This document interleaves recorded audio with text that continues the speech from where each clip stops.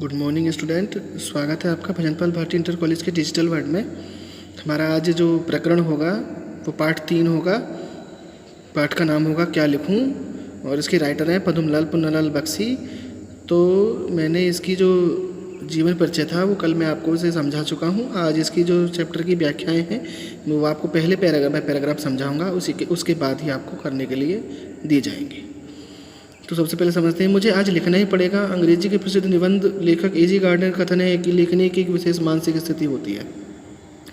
उस समय मन में कुछ ऐसी उमंग सी उठती है, हृदय में कुछ ऐसी स्फूर्ति सी आती है, मस्तिष्क में कुछ ऐसा आवेग सा उत्पन्न होता है कि लिखना ही पड़ता है।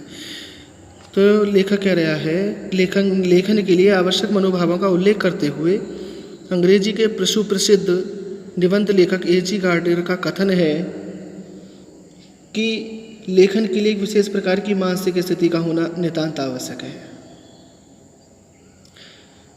इस मानसिक स्थिति के संदर्भ में वे लिखते हैं कि जब मन उल्लास से भरा हुआ हो, आनंद से भर उठे, हृदय में एक स्फूर्ति हो, ताजगी हो तथा मस्तिष्क में किसी भी प्रकार का दबाव न हो, उस मस्तिष्क में किसी प्रकार का दबाव न हो, उस समय हम लिख देते हैं। उस समय विषय की चिंता नहीं रहती। लेखक कह रहा है कि मन के विचारों एवं भावों को इसमें कहा गया है कि उस समय विषय की चिंता नहीं रहती। कोई विषय हो उसमें हम अपने हृदय के आवेग को भर देते हैं। तो यहाँ तक समझिए कि मन के विचारों एवं भावों पर आधारित कोई भी विषय हो वह उसी विषय पर तब तक लिखता रहता है जब तक उसके हृदय में उत्पन्न भावों का आवेग शांत नहीं हो जाता। तात्पर्य है कि किसी भी प्रकार का लेख लिखने के लिए सर्वप्रथम कुछ विशिष्ट प्रकार के मनोभावों का उत्पन्न होना अत्यंत आवश्यक होता है। विशिष्ट मनोभावों से पूर्ण मनोदशा के अभाव में यानी उसकी कमी में हम कुछ भी नहीं लिख सकते। उदाहरण के लिए इसमें दिया है कि हमें हेट टांगने के लिए कोई भी खूंटी काम दे सकती है।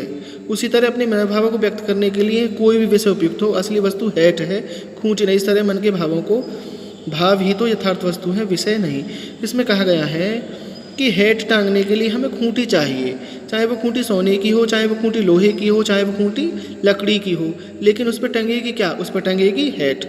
उसी प्रकार असली जो वस्तु है वो हेट है, खूंटी नहीं। यानी असली जो वस्तु है वो हमारे मन के भाव है, विषय चाहे कोई भी हो।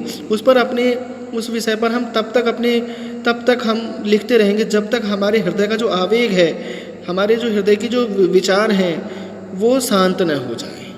तो ये पहली व्याख्या हुई। आप इसे केवल समझें, पढ़ें और समझें, और अगली जो व्याख्या होगी वो अगली वीडियो में आपको समझाऊंगा। तब तक के लिए धन्यवाद।